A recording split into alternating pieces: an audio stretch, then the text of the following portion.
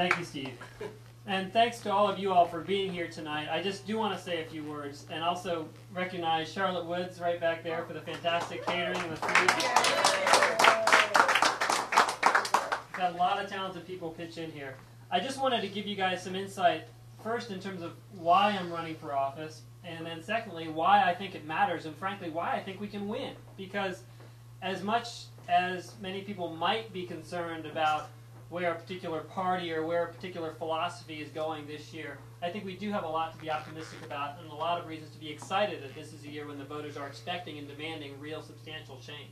But my interest in running for politics didn't come naturally. It was sort of a struggle born out of years of really lobbing hand grenades at the status quo and just complaining vociferously about what I perceived to be just a complete disconnect between the way our government operates and the way any rational person would set up an institution to help other people, whether that's in business or in social service or anything. The way Washington works just seems so, and has always seemed to me, so absolutely upside down. But it wasn't, I think, until I really started to get in front of my children, and as you start having children, as your children start getting older, they start asking questions. And when your kids are asking questions about the way the world works, and you can't give a good answer to an 8-year-old, I mean, come on.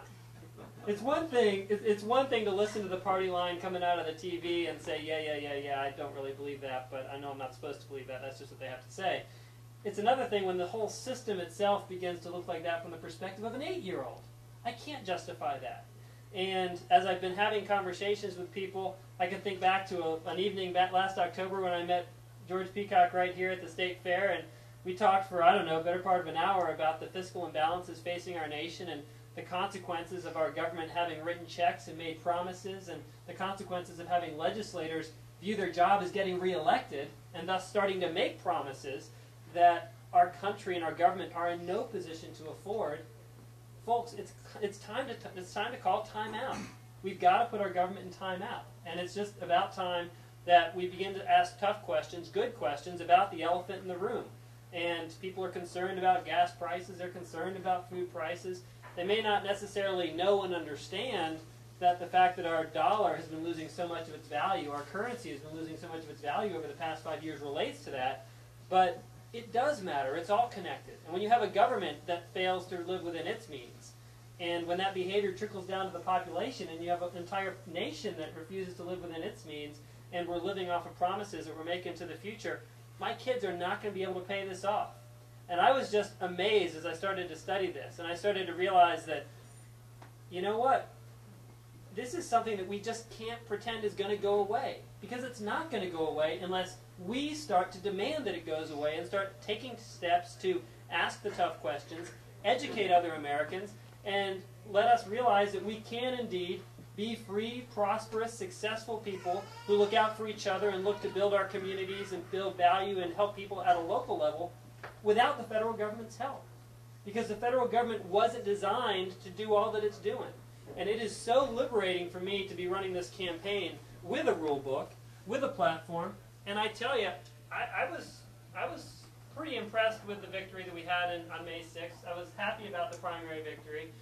People who've been doing this a while say 71% is pretty good. But the... Oh, and modesty, sir. Talk about your modesty. But the point is that it doesn't matter if I'm talking to a Republican or a Democrat or an unaffiliated. I can give them a copy of the Constitution and say, hey, you know what, Washington has a rule book.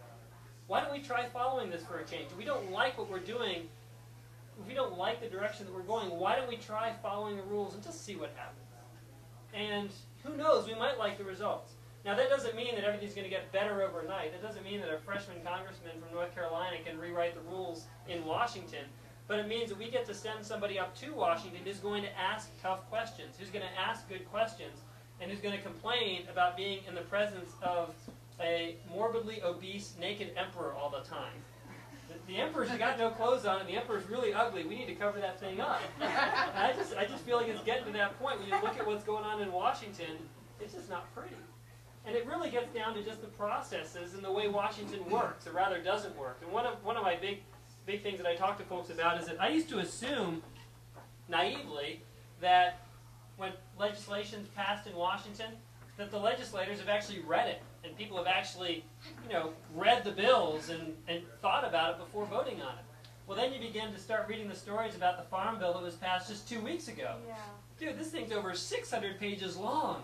And a week after it's passed, people are still discovering things that were buried in the Farm Bill. We're not reading our own bills, right?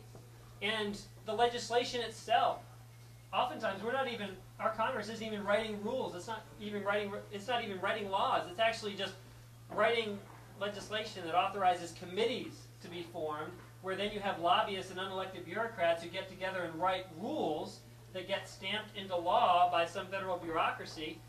I was in healthcare when HIPAA was born. That's exactly how HIPAA came about. And it seemed odd at the time to say, okay, Congress is going to pass this legislation, but they're actually not passing legislation. They're just causing this big committee to be formed, and then we're going to go through this notice of proposed rulemaking and this long, drawn-out process where all the different stakeholders get in around the table and decide how they want this particular bureaucracy to work. And at the end of the day, people think HIPAA has something to do with keeping your health information private. Absolutely not. Actually, HIPAA is all about how anyone with a financial interest in your health care has full and complete access to share that data electronically as easily as possible. So it's kind of the reverse. But that's because, look who wrote the rules. The rules were written by the folks in the insurance industry and the other various factions that need and want access to your protected health information. This isn't the way to run a government. And our founders knew that this wasn't the way to run the government. All of these sorts of symptoms of abusive power and just a government that just starts growing and keeps growing and growing and growing beyond any reasonable bounds, that's why we fought a war, right? That's what we wanted to get out of this. We don't need to fight a war, fortunately, for my kids, I hope. We don't need to fight a war with guns. We just need to fight a war at the ballot box. And we need to take back our country with people that are smart enough, engaged enough, and educated enough, and passionate enough to get out there and say, we do need change. We absolutely need change. We can't keep doing what we're doing. But hey, you know what? It's not just enough to say we need change, and it's not just enough to say we need change we can believe in, because I'm still not sure what that is exactly. But what I do know is that we need change that's based upon some fundamental governing principles that at one point, where we've always, I should say, because I don't believe that we've ever been, as a nation, we've never been at our potential. We're always struggling to reach our potential. But we need to keep struggling to reach our potential of living up to the ideals of our Declaration of Independence. All men are created equal, right? We hold these truths to be self-evident. And then enact a government that respects that fundamental premise and lets the individuals govern themselves. And gives us a government that serves the people and does so in a way that, frankly, we can afford. So that's really all this is about. Now, how we beat David Price, that's the big question, right? All this sounds great, but we're used to having a 22-year incumbent at this point who routinely gets 65% of the vote, and we go home and try to figure out what to do next year. We're going to have to do this differently, and the same old partisan rhetoric isn't going to fly.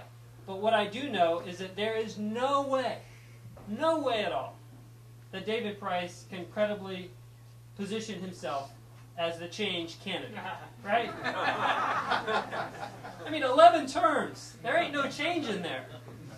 This man's pretty set in his ways. And what I also know is that there are people within his base who are frustrated, as we all are.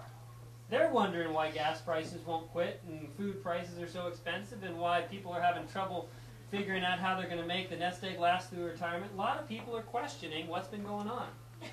And we can take this message of change, of principled change, all the way to Washington this year by educating people that what David Price has been giving us is not what the country needs. It's not what we can afford.